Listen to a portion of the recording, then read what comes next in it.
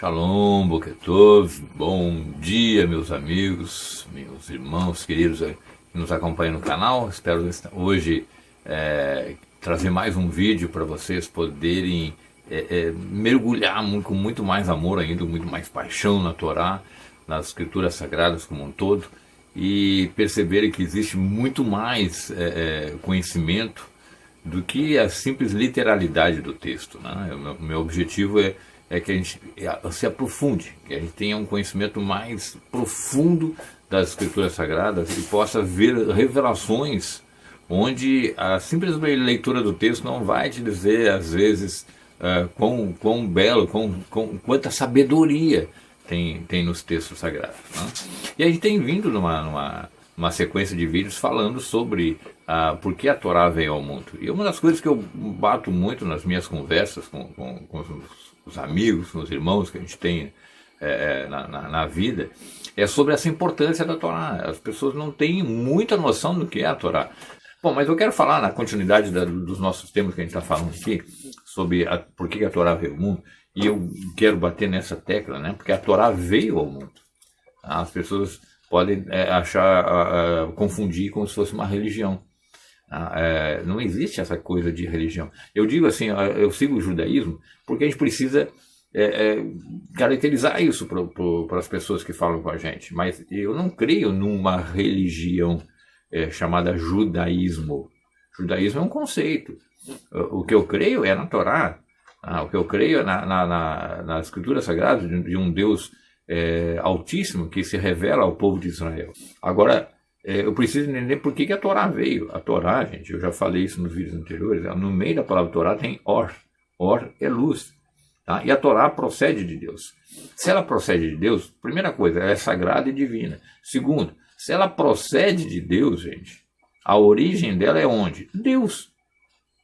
Então, nós dizemos no judaísmo que a Torá e Adonai são um. É uma unidade perfeita, e é óbvio. E eu quero puxar um gancho aqui para nós iniciarmos o nosso estudo, tá? E fique à vontade, gente, para você ter a sua posição, o seu comentário. Eu amo as conversas que eu tenho com os inscritos no canal, com os meus irmãos, né? Porque isso é salutar. Mas eu quero fazer esse gancho com vocês, é o seguinte: se a Torá é luz, tá? E ela veio ao mundo, eu preciso estabelecer uma visão cosmológica, né, de como que isso tudo procedeu, como é que é isso? Seria uma pergunta, né? E por que Israel, eu falei em 2 vídeos já anteriores e repito nesse, por que Israel é o único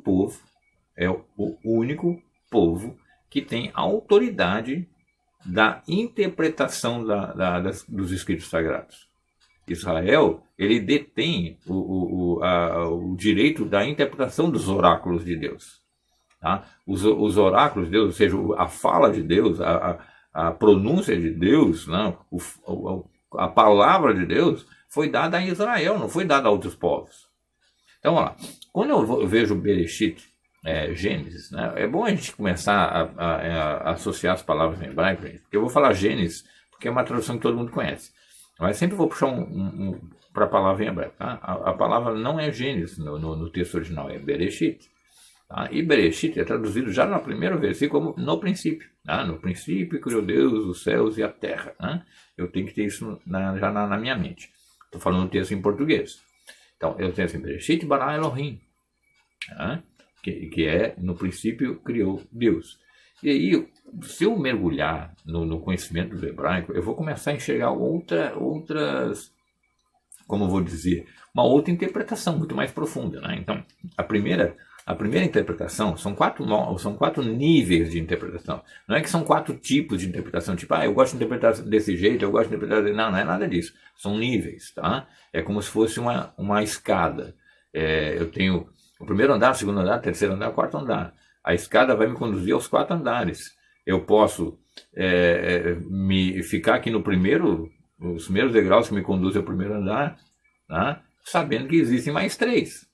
Agora, é o desejo da minha alma fazer com que eu suba os outros 3 e conheça até o 4º andar. Então, as 4 interpretações da Torá, elas me conduzem a 4 níveis, a 4 elevações.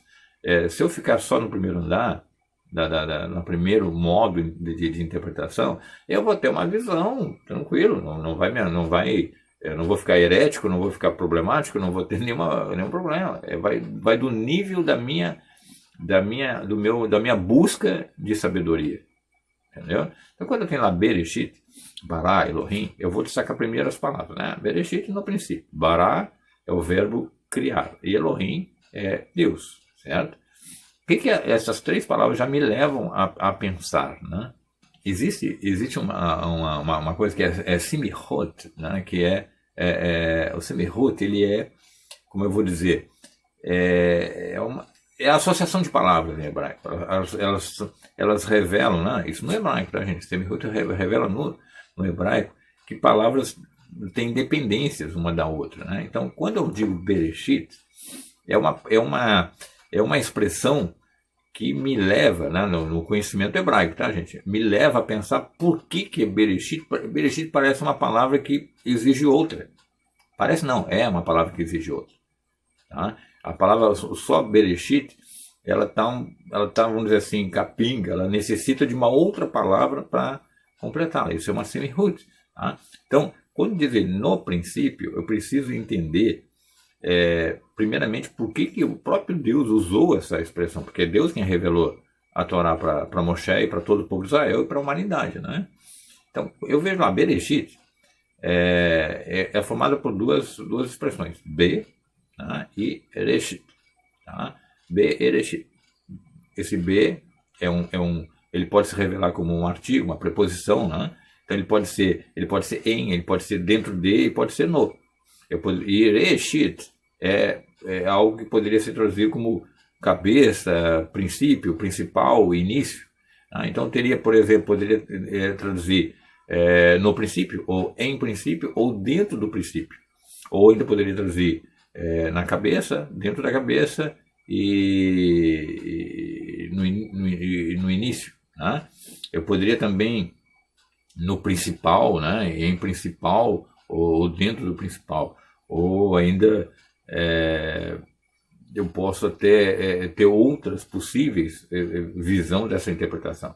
Mas se eu ficar no princípio, tá? Vamos ficar no princípio. É interessante, né? Porque a gente vê assim, se for na cabeça, se eu tiver uma tradução na cabeça, seria Berosh, tá? Eu poderia ficar pensando assim, que cabeça? Então, a ideia é na cabeça de Deus, né? É uma linguagem antropomórfica. É óbvio que Deus não tem braço, não tem mão, não tem cabeça, né? Deus é espírito. Deus ele não existe uma forma. Né? Deus não tem corpo, não tem uma forma corpórea.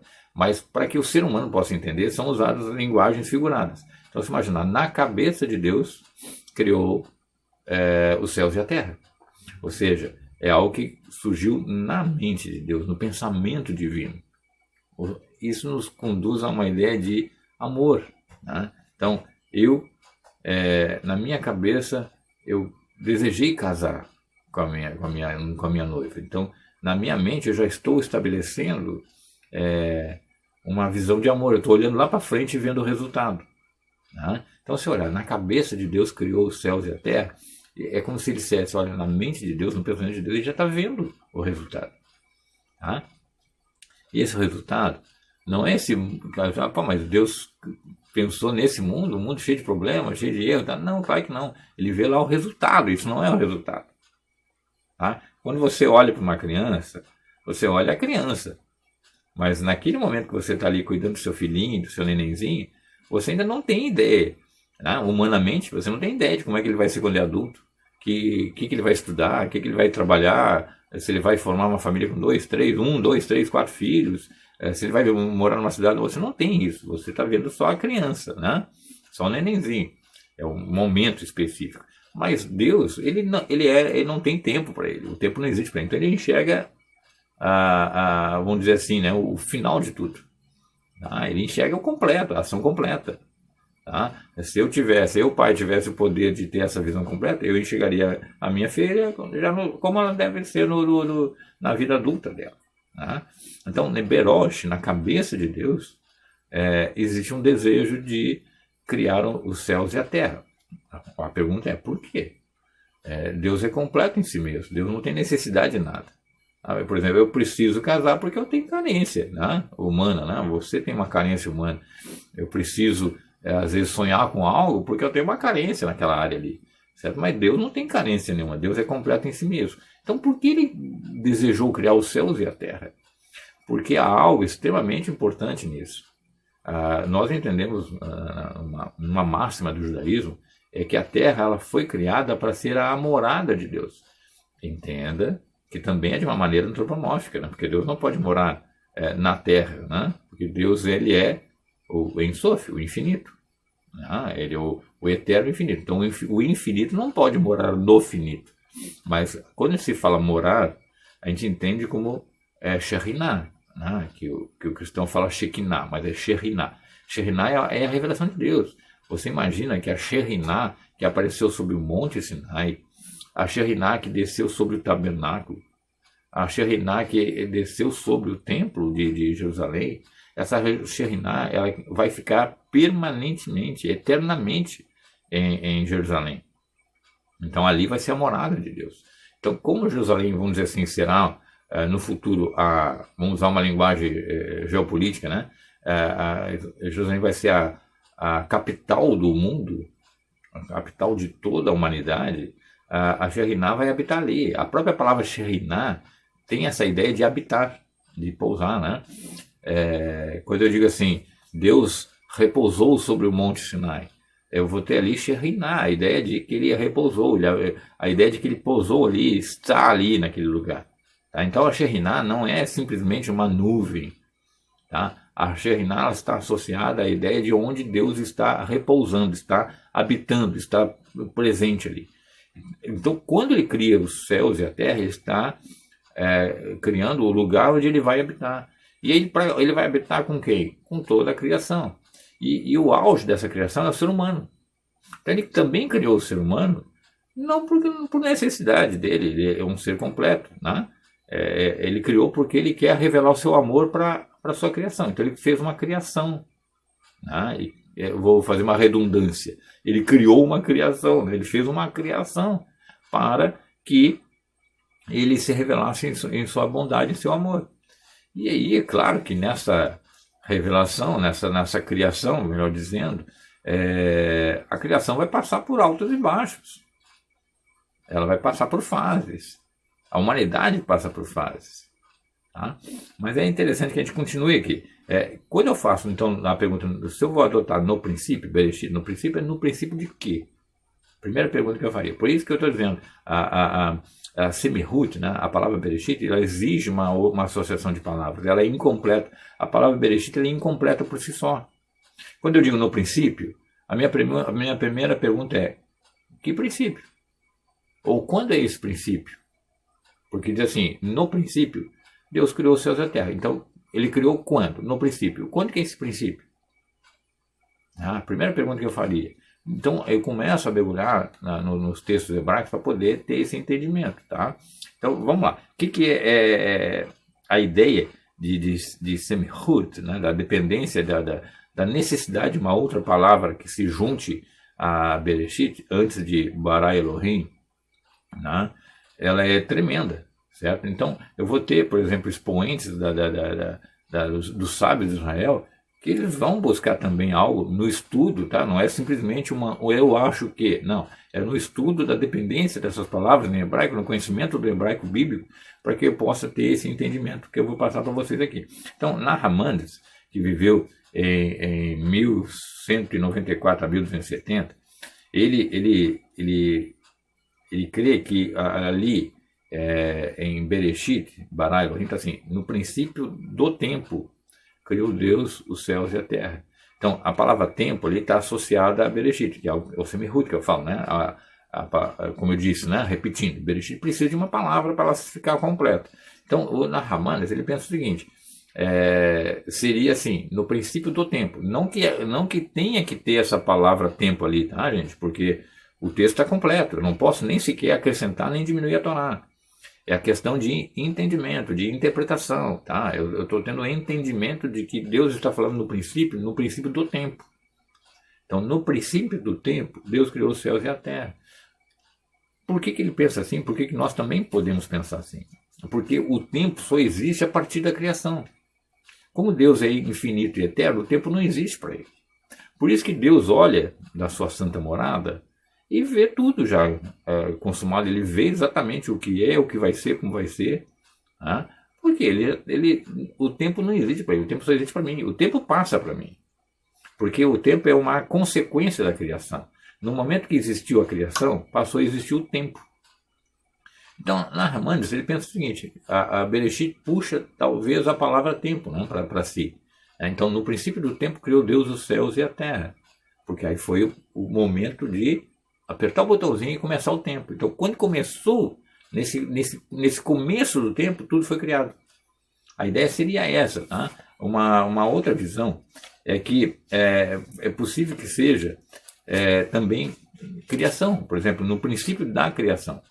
Urash, um dos grandes comentaristas sábios de Israel, ele já ia nessa linha. Né? O Urash ele viveu também por volta do século XII. Né? Então, o que eu tenho ali? Ele tinha assim, no princípio da criação. Ele imagina que a palavra que está ligada a Bereshit seria a criação. Então, no princípio da criação, Deus criou os céus e a terra.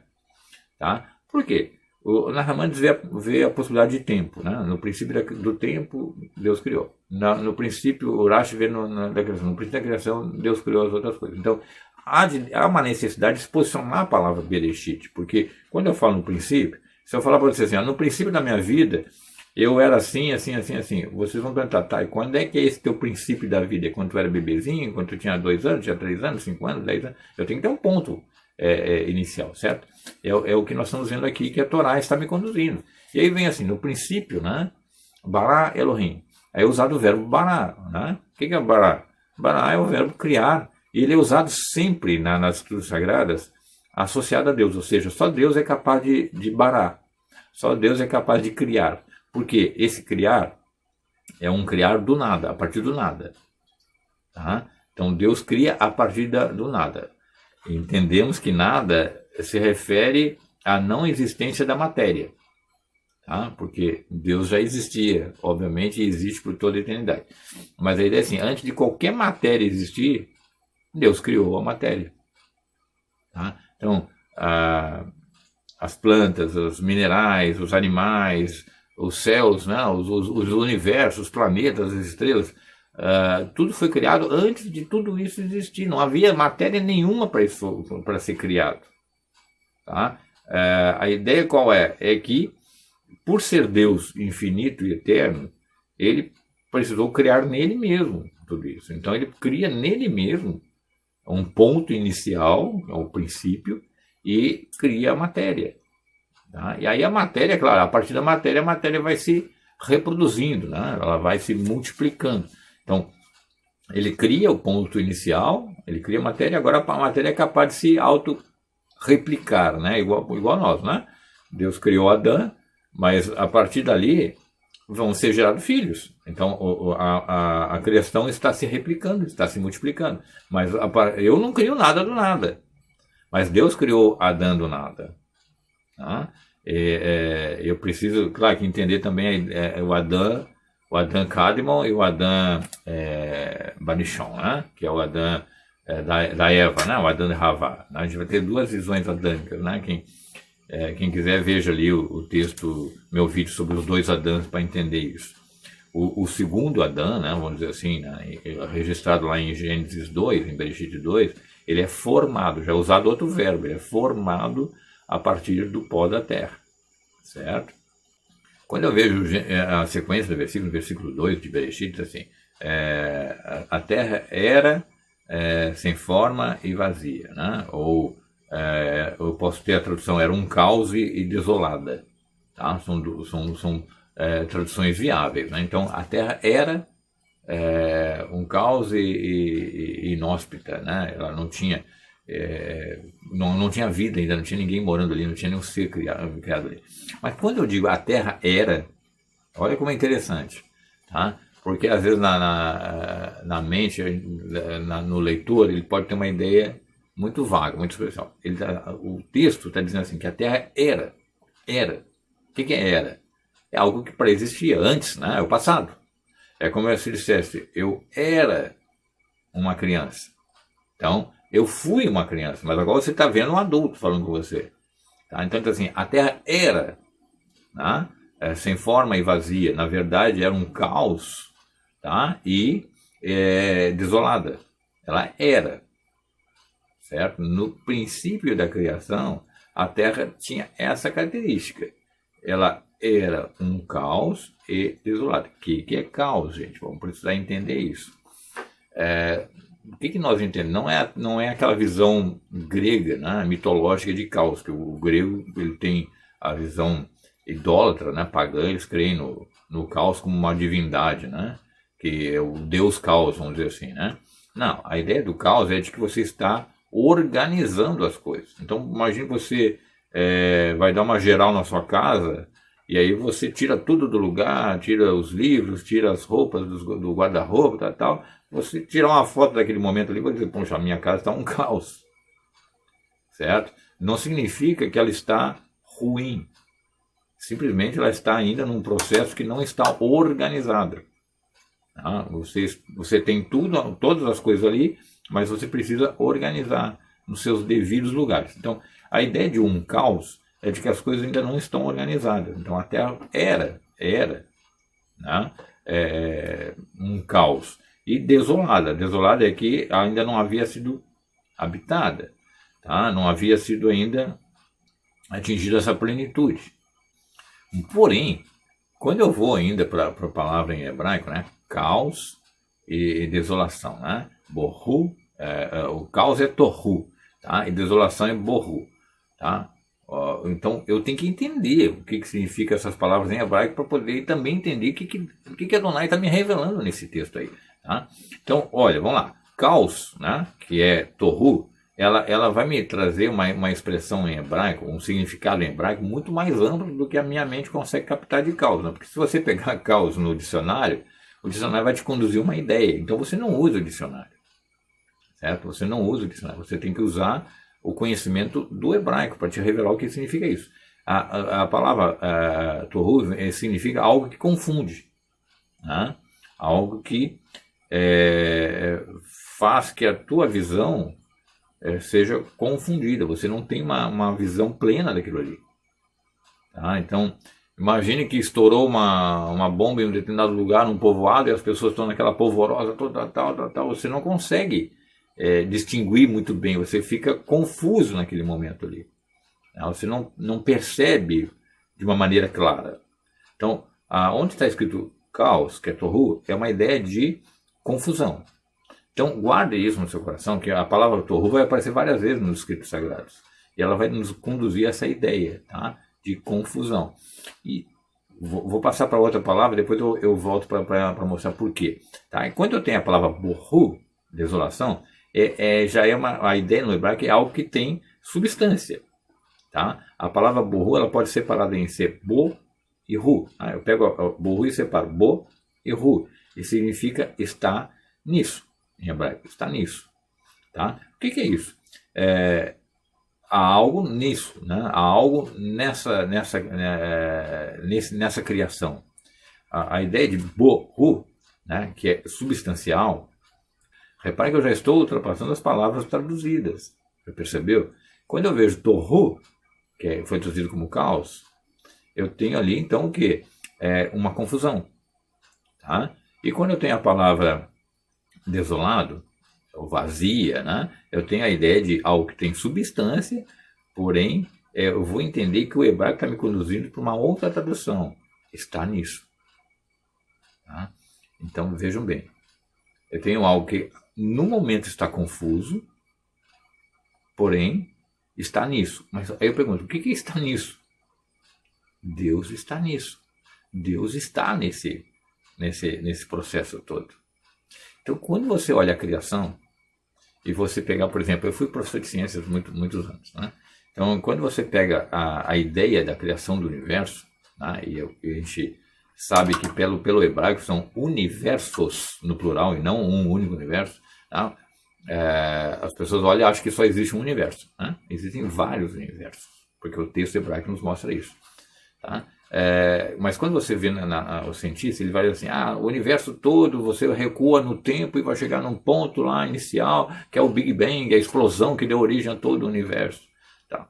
Mesmo que você chegasse nesse ponto, tá? Isso aí eu vou falar depois, mas mesmo que você chegasse nesse ponto, aqui nós temos um ponto inicial, que é o princípio, né? Seria o Bereshit da criação. Aí nesse ponto inicial eu vou ter uma explosão. Então nesse primeiro momento da explosão, estou usando a cabeça do cientista, tá, gente? Não estou falando o que as escrituras falam.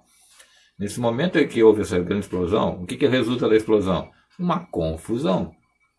A coisa não está organizada. Certo? A coisa não está organizada. Então seria um torru.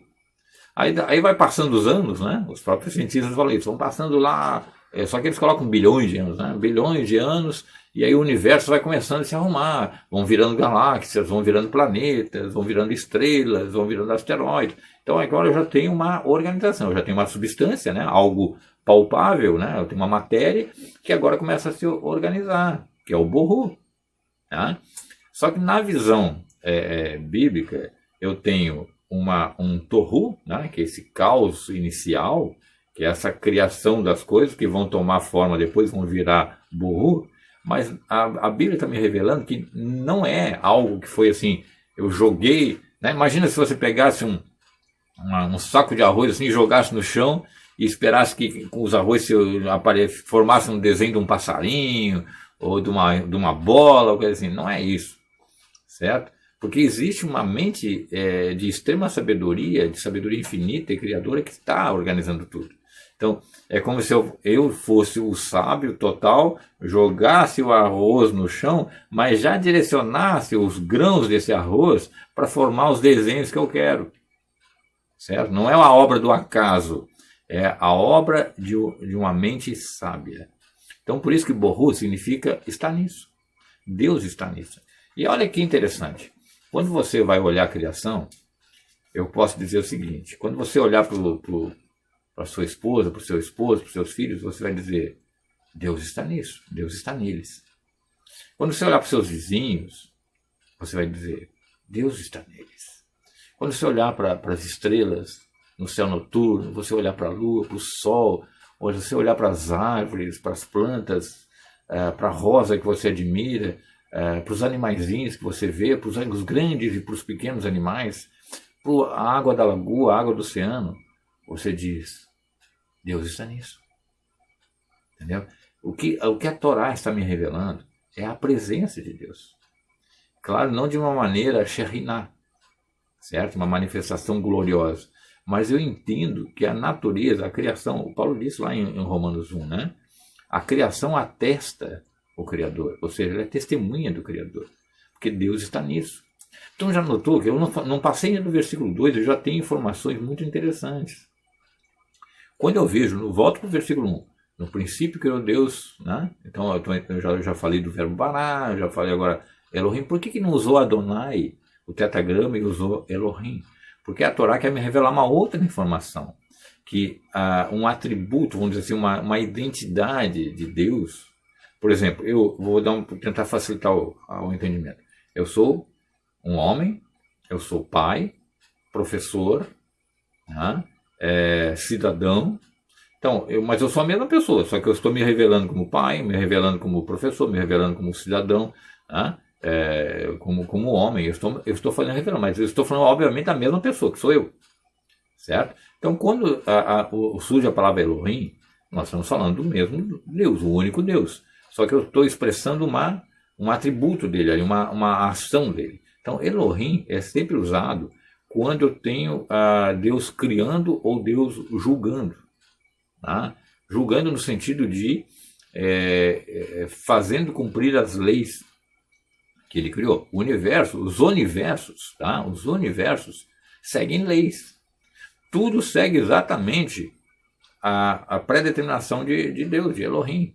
Não pensem que as estrelas, os planetas têm capacidade própria de gerir os seus caminhos, as suas formações. Não, tudo está debaixo desse poder de Elohim, de estabelecer regras e leis. E nós sabemos que os anjos, os mensageiros de Deus, os Malá, o Malá, ele tem a função de fazer as coisas funcionarem. Então, se a Terra gira numa determinada velocidade, numa determinada inclinação, e que ela tem um movimento em torno do Sol, e que ela tem ali uma Lua que gira em volta dela, tudo isso não é obra do acaso. Isso é um ato criativo de Elohim. Ele determinou isso. Tanto é que você pega o outro planeta mais próximo da Terra, que é Vênus ou Marte, e eles têm velocidades diferentes, inclinações diferentes, distâncias diferentes do Sol. Às vezes tem 2 estrelas, às vezes não tem estrelas. Você vão ter vários casos assim no sistema solar e nos universos todos. Isso é uma pré-determinação de Deus. Mas quem é que mantém a Terra nessa inclinação, nesse giro constante, nessa distância precisa? Né? Os próprios cientistas que são ateus, eles sabem. Se você distanciar a Terra 1 centímetro para frente ou para trás, já não tem mais vida na Terra. Então é uma precisão tremenda, gente. E aí nós temos esse entendimento que os anjos mantêm tudo isso. Então existe um anjo responsável pela Terra, existe um anjo responsável por Vênus, outro por Marte, outro pela estrela tal, outro pela estrela não sei o quê, outro pela galáxia tal. Tudo está debaixo da autoridade de Elohim. Por isso que o texto me fala de Elohim. Tá? É uma revelação de um atributo de Deus para a gente entender melhor. E aí assim, criou os céus, Shamayim. Então, os céus, que é o universo, os universos, são criados por fogo e água. A matéria básica é fogo e água. Tá? E depois eu tenho a criação da terra, Eretz. Tá? E é muito interessante que também no texto em hebraico eu posso ler de uma outra forma ainda. Eu posso ler assim, no princípio, Bereshit, né? Bará, Elohim, aí vem Et Shamayim, Ve'et Haaretz. Esse Et, que é constituído de um Aleph e um Tav, né? 2 letras em hebraico, o que sai o som Et é a vogal E, né? Que vai ser acrescentada nessa palavra. Se eu trocar essa vogal E por O, eu vou ter Ot. Então, é como se eu dissesse, no princípio, criou Deus os céus, no princípio criou Deus pelas letras, Ot é plural, né? Letras, pelas letras, os céus e a terra. E aí eu vou ter a importância do hebraico, como Lashon HaKodesh, a língua sagrada. É como se eu estivesse dizendo, no princípio, criou Deus pelas letras do hebraico, pelas 22 letras do hebraico, todos os universos. Que no nosso entendimento, gente, isso é uma coisa para a gente estudar mais adiante, mas no nosso entendimento, Deus usou todas as letras do hebraico para fazer a criação, para criar. Então, as letras do alfabeto hebraico não são meramente letras, são fagulhas da essência de Deus. É como se eu tivesse, gente, deixa eu tentar explicar isso para vocês. Eu vou fazer um bolo, certo? Aí o bolo, eu tenho elementos que vão fazer esse bolo. Eu tenho ali a farinha, o ovo, a manteiga, né? O azeite, o fermento, o leite ou a água, né? Tem elementos ali para formar esse bolo. E aí vocês vão ver o bolo final, certo? Mas eu usei elementos para formar esse bolo. Então, o hebraico bíblico é um alfabeto sagrado, Lashon HaKodesh, e visto, isso não é uma filosofia, a gente percebe isso dentro das escrituras sagradas, vários textos, assim, pela palavra, Deus criou os céus e a terra, Deus criou os universos. Tá? A palavra exige letras. Então, a ideia é de que Deus usou as letras do hebraico para ir formando, né? Ele foi usando, não imagine como letras no papel, tá? Imagine como algo que tem potencial de energia, potencial de vida. Por isso que é muito interessante a gente perceber o significado das letras em hebraico, porque nenhum alfabeto no mundo, as letras têm um significado. Agora, o alfabeto hebraico, elas têm um significado, cada letra tem um significado e tem um valor numérico, que é o seu número correspondente. Então o Aleph vale 1, o Bet vale 2, o Gimel vale 3, assim por diante. Tá? O Dalet vale 4. vale 5, o Vá vale 6. Então elas têm, cada uma tem um número, porque não existem números no hebraico. Isso é outra coisa interessante. Tudo está muito associado. Então esses números vão compor também aquilo que a gente chama de gemátria. Então uma palavra lá, por exemplo, Av, pai, eu tenho o Alf, tá? E tenho o Bet. Então eu tenho 1 e 2, são 3. Né? Se eu somar os dois, eu tenho a gemátria da 3. 3 é um número bíblico, certo? É um número bíblico, um número muito usado na Bíblia. E aí eu vou percebendo, né? Várias vezes o tetragrama, por exemplo, tem o valor 26. E às vezes eu vou ver muitas vezes as palavras de criação são múltiplos de 26. 12, né? São as tribos de Israel, os 12 apóstolos que também são... O que são 12 apóstolos? Eles não são substitutos das 12 tribos de Israel.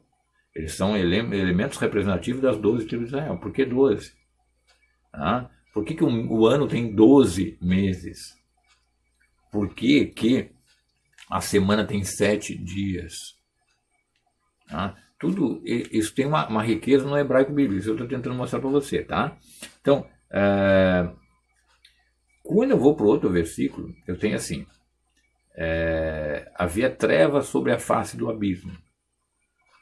Havia trevas sobre a face do abismo. E o Espírito de Deus se movia sobre a face das águas. Olha só, gente.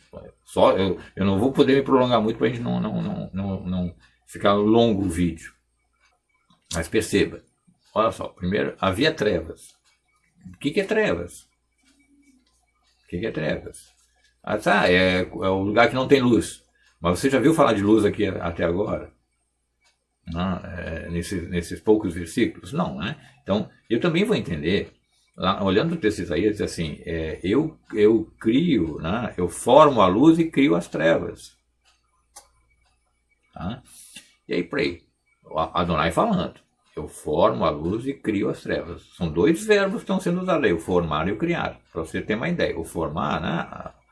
Ele vai implicar em algo que eu tenho pré-existente, eu vou dar forma aquilo que eu tenho, certo? Então, eu vou formar um bolo, eu vou dar forma à matéria que eu tenho ali para usar. Agora, eu crio as trevas, é o verbo baná.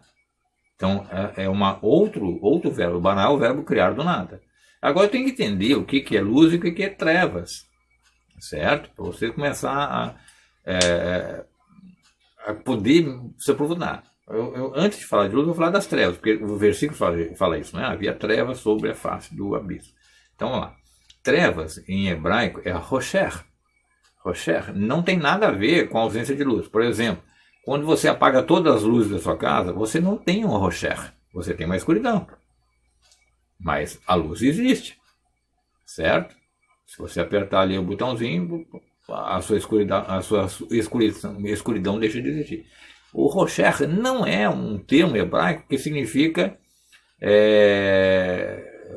a ausência dessa claridade, a ausência dessa luz. Ele é um elemento que tem matéria, ele é material, certo? É algo que foi criado. Tanto é que ele diz, eu crio as trevas. Ele é algo que ele foi criado, ele tem essência, ele tem matéria. Tanto é que, por exemplo, Ramban, Maimonides, ele diz o quê? A palavra Rosher, ela tem o sentido de que existe uma matéria no universo. Uma matéria que eu não vejo, mas que existe. Certo? Quando eu pego ali o texto da nona praga aos egípcios, Deus envia as trevas sobre o Egito. E vocês vão perceber pelo texto que não tem nada a ver com a ausência de luz. Porque Israel tinha luz nas casas deles. Aí você poderia dizer, mas é porque Deus separou, mandou só as trevas para um lado e para cá não tem. Tá, então tudo bem. É óbvio que é assim. É óbvio que é isso aí. Mas percebam que onde as trevas se manifestou no Egito, não adiantava nem acender a lamparina. Não tinha luz. Não tinha como. Porque você poderia pensar assim, Deus enviou as trevas sobre o Egito, simplesmente acende a lamparina e pronto. Mas o texto bíblico diz o quê? Que eles não tinham luz, não tinha a não existência de luz naquele lugar, eles não podiam nem se ver. Então, ou seja, o texto não podiam se sentir. O texto hebraico. Tá? Os egípcios não só não conseguiam ter luz, de forma alguma, de qualquer jeito, e não conseguiam se sentir. Imagina você estar diante da sua esposa, dos seus filhos, e você não conseguir sentir eles. Mas eles estão ali. Mesmo que você toque neles, você não sente eles. E mais ainda, tá? Diz o que? Eram trevas que se podiam apalpar, tocar. Então essas trevas, ela é algo material. E essa mesma expressão de trevas sobre o Egito é Rocher, que está lá, havia trevas sobre a face da mesa, Rocher. Havia essas trevas, né? Essa escuridade que é palpável, que é uma matéria, é algo criado. E aí eu vou parar assim, por que Deus criou a Rocher, as trevas? Isso, vamos seguir que você vai entender isso.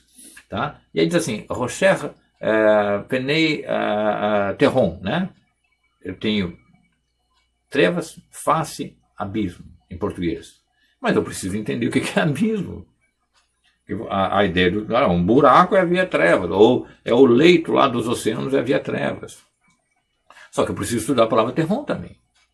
Não, você já entendeu que o Rocher é algo criado, que tem matéria, né, que tem consistência e que tem essência. Tá? Não é simplesmente, por exemplo, você desliga a luz na sua casa, você não vai tocar na escuridão, você não consegue tocar na escuridão. Certo? Só que Rocher, que é as trevas aí, é algo que é palpável, que é tocável, que tem matéria, vamos colocar assim, né? Então, quando eu vejo, por exemplo, o texto lá de Isaías 45:7, né? Que eu formo a luz e crio as trevas, que eu citei ainda há pouco, eu já estou percebendo que é algo que foi criado, certo? As trevas foram criadas. Tá? Não é algo que um acidente de percurso, né? Um acidente da criação, elas foram criadas. Então, e por isso elas estavam sobre a face do abismo, né? E ela é muito diferente de qualquer ideia que eu possa ter de escuridade. Tá? Eu tenho lá, por exemplo, em Êxodo 10:23, quando fala sobre as trevas vindo sobre o Egito, o texto diz que ninguém podia reconhecer seu irmão, nem se levantar no Egito por 3 dias. Gente, não dava para reconhecer o irmão, não, o seu próximo, e nem se levantar. É algo extremamente diferente de qualquer concepção que você possa ter de trevas, de escuridade, né? Não é simplesmente um apagar de luz. Quando eu vejo o texto lá, para quem crê que Yeshua é o Messias, né, Hamashia, eu tenho lá que no momento da morte dele na estaca, né, houve trevas sobre toda a terra. Olha, o texto bíblico diz assim, e houve trevas sobre toda a terra.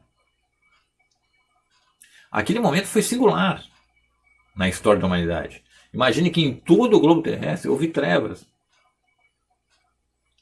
E aí eu vou entender que algo aconteceu ali. E por que aconteceu isso naquele exato momento? Começa a se perguntar aí. Tá? Começa a se perguntar aí.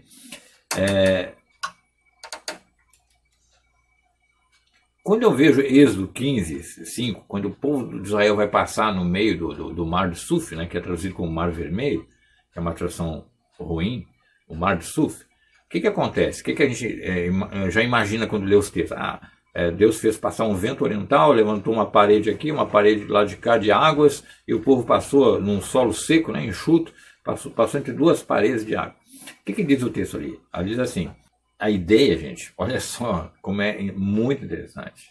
Aonde está escrito ali as águas, as ondas, né, é terremoto. Não é terremoto, tá? É terremoto, que é onde está escrito ali as águas pararam à esquerda e à direita, não, é terremoto, que é o quê? Plural de terron, que foi traduzido como abismo lá em Gênesis no início, tá? Então eu estou vendo agora para ir. Então terron não é um buraco, não é um abismo como eu estou imaginando propriamente dito, é algo muito mais profundo que o que o Hebraico está me dizendo. Você está dizendo que o que parou à esquerda e à direita do povo de Israel passar foram termot, ou seja, terron à esquerda e terron à direita. Volta para o texto lá em Gênesis, que ele diz lá, havia terrom sobre a face do abismo. Não. Olha o que o texto diz lá. Havia trevas sobre terrom. Olha o que o texto dizia lá. Havia trevas sobre a face do terrom, que foi trazido como abismo. Agora, nesse mesmo texto que eu estou vendo de Êxodo 15 aqui, ele está dizendo o seguinte, que vou fazer um erro gramatical aqui só para você entender. Terremot é plural de terrom. É como se eu dissesse assim, erroneamente, tá? Os terrom da esquerda e o terrom da direita paralisaram para o povo de Israel passar. E ainda esse paralisar, né, esse ficaram parados, literalmente no hebraico, congelaram. Né? A ideia de que aquilo que você está enxergando no texto em português como as ondas, né, as águas que desciam pararam e as águas que vinham do lado de cá pararam. Né? Então, literalmente congelaram. Elas foram endurecidas. Imagina assim, como se parasse um filme, né? Pum, parou. Parou, as águas pararam. Mas o povo de Israel não parou. Só parou essas águas. E essas águas, essas ondas, são chamadas de terrom, que é a mesma palavra que foi traduzida como abismo. Em Deuteronômio 8:7, eu tenho lá fontes naturais subterrâneas. Fontes naturais subterrâneas, de água doce. Lá também é terrom. Agora repare também, outra coisa para você ter uma ideia da riqueza do hebraico. Quando o povo de Israel passa entre essa terrom da esquerda e o terrom da direita, que estão congeladas, é como se houvesse uma pausa na criação naquele momento, nesses elementos da criação. Imagine que Deus apertasse o botão de pausa das águas do Mar do Sul. Eles pararam. O povo de Israel não está com o botão de pausa ativado, eles estão ainda no play, estão andando, passando ali, certo? Quando o povo do Egito vai passar, Deus tira o botão de pausa, né, aperta o play e os terrom, as águas, afogam o exército egípcio.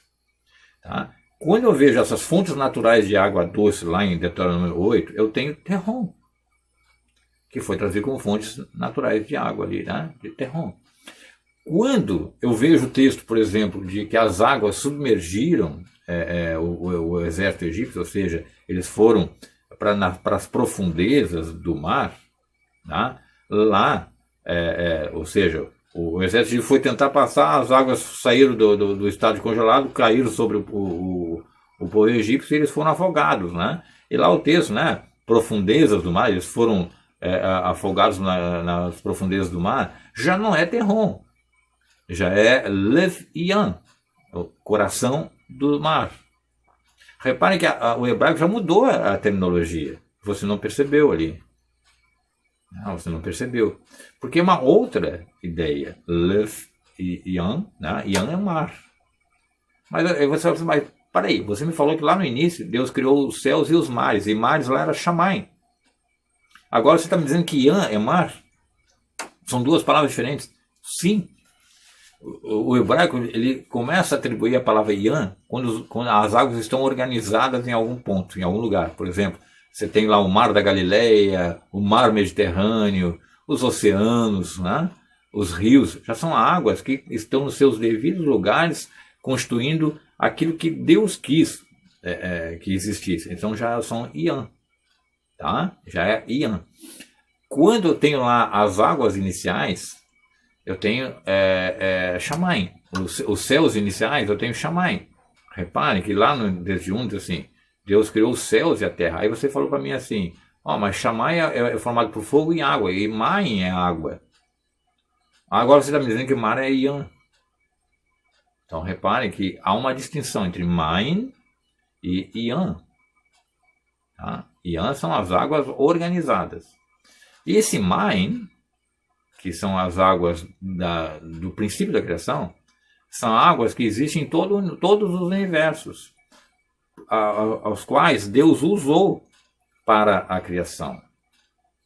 Ele usou o fogo, a água, né? Shamayim, fogo e água, as duas palavras juntinhas.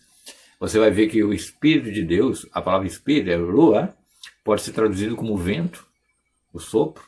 E aí nós temos o elemento Ar. Né? E aí nós temos a criação do Eretz. Aretz. Nós temos a criação da Aretz, terra. Então tem lá fogo, água, ar e terra, que são os elementos que compõem toda a criação. Certo? Então, olha, então se eu tenho ali Rocher sobre a face do abismo, eu posso ter Rocher sobre a face das águas. Das águas num estado muito diferente do que as águas organizadas, que são os mares propriamente dito. E quando eu tenho ali, se eu for o Espírito de Deus pairava, não é pairava, se movimentava de uma maneira muito suave, muito branda, ou seja, o Espírito de Deus está fazendo algo ali nesse processo criativo. Então imagine, vamos trazer tem que simplificar isso. Um arroz eu coloco arroz na minha mesa e eu começo a soprar, né? Vou soprando. Eu vou tendo movimento dos grãos de arroz, né? Eles vão se movimentando, vão assumindo posições diferentes, certo? Então, quando tem o Espírito de Deus se movimentava sobre a face das águas, Maim, tá? Não é Ian, é Mai nesse momento, são as águas iniciais, as águas primordiais, tá? Esse Espírito está fazendo, esse sopro divino está fazendo com que essas águas comecem a se organizar onde o próprio Deus quer que fiquem. Eu estou falando de o universo inteiro e agora especificamente também na Terra. As águas começam a assumir as suas posições e diz o texto que aparece então a terra seca. Então, olha, tudo é um agir de Deus nesse processo. Agora, pare para pensar que antes mesmo de existir terra, já existiam águas. Lá no texto Shammai, né? E eu tenho que ter uma outra visão muito importante nesse processo todo. Eu tenho aqui Rocher e Terron, certo? Que nós vamos chamar de elementos negativos. Eu tenho as trevas e o Terron, que eu posso traduzir como abismo, como profundidade, alguma coisa assim, ou até... E eu tenho os elementos positivos da criação. Eu vou ter o Or, a luz, e o Yan, água. Eu tenho elementos negativos, Rocher e Terron, elementos positivos, Or, luz, e Yan, água. Então repare que eu tenho um começo, eu tenho algo depois que surge aqui organizando. Eu não falei ainda de Or, tá? Eu vou só dar o toque aqui e vai ficar para o próximo vídeo. E aí, na sequência dos versículos de Bereshit, eu vou ter o quê? Depois que Deus começou todo esse processo, criou os céus e a terra, havia trevas sobre a face do abismo, estou falando em português, e o Espírito de Deus se movia sobre a face das águas, né? E Deus ajuntou, né, as águas nos seus devidos lugares e surgiu a terra seca. A palavra ajuntar as águas é mikveh. E o que é o mikveh? O mikveh é aquele banho ritual que nós fazemos, que é a imersão nas águas para nos purificar e termos acesso a Adonai, né? Então, na época do templo, para alguém adentrar o templo, tinha que passar por um mikveh. Então, emergir e entrar no templo. Nós fazemos o mikveh. A mulher, por exemplo, no estado menstrual, quando ela sai do estado menstrual, ela faz um mikveh, um banho ritual para fazer a purificação espiritual. Isso é fato, isso não é ritualismo, é um rito da Torá e tem um efeito espiritual. Por que a terra passou por um dilúvio? Porque ela foi imersa e emergiu, né, depois. Então ela foi purificada, tá? É o rito da purificação, tá? E aonde eu quero chegar com isso? Eu quero mostrar para vocês que tudo isso está acontecendo na sequência de Bereshit. E aí eu vou ter a próxima coisa que diz assim: e disse Deus, Vayomei Elohim, né? Ou seja, saiu poder de Deus, né? A gente entende, né? Vayomei Elohim, disse Deus como algo que partiu de Deus, né? Não é uma palavra, meramente uma palavra como se saísse um som, né? Vamos dizer assim. É algo que saiu de Deus, tá? E ele diz assim, Vayomei Elohim, Yehi Or, Vayehi Or, ou seja, haja luz e houve luz. Não foi dito Bará Or, criou luz, disse haja luz. E Yehi, em hebraico, significa que a luz já pré-existia. Ela simplesmente já surgiu. Entendeu? Ela simplesmente se revelou, vamos colocar assim, que é melhor para entender. A luz foi revelada. Ele diz assim, revele-se a luz. E a luz foi revelada. E Ierri, esse verbo em hebraico, significa que não está no passado, como se assim, isso já aconteceu, não, já era, agora não. Ierri é a ideia de que ela tomou forma e continua existindo. É assim, vai Ierri, luz. Né? Vai Ierri, or, luz. E Ierri, or, vai Ierri, or. Haja luz e houve luz. Significa, a luz se revelou e continua revelada. E para fechar esse vídeo, e a continuação para o próximo vídeo, falar sobre a luz, o que eu vou entender desse versículo, gente? O que a Torá no seu hebraico está me dizendo? Está dizendo o seguinte, que a luz ela se revela no ato da criação. E ela continua revelada. Mas como é que eu não estou vendo essa luz primordial? Não tem nada a ver com o sol. Tanto é que o texto diz assim, Deus chamou a luz dia e as trevas noite.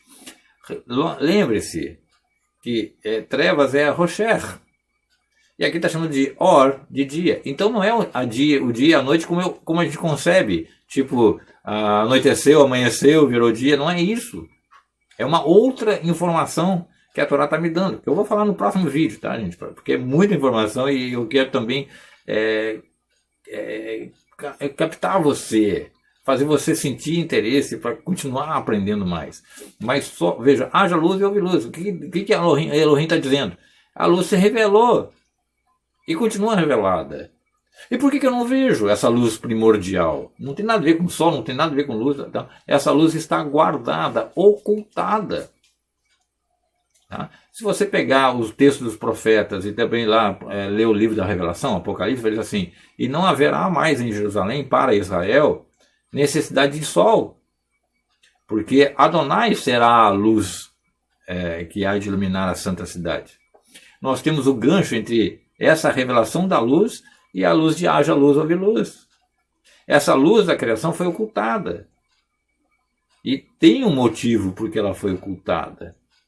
E, concluindo, o mundo, ou seja, não imagine só o planeta Terra. Quando fala mundo no hebraico, olam, significa o universo todo. E como existe olamot, ou seja, universos, então todos os universos, que são olam individualmente falando, olamot no plural, a palavra olam, se eu trocar as vogais, eu tenho elam.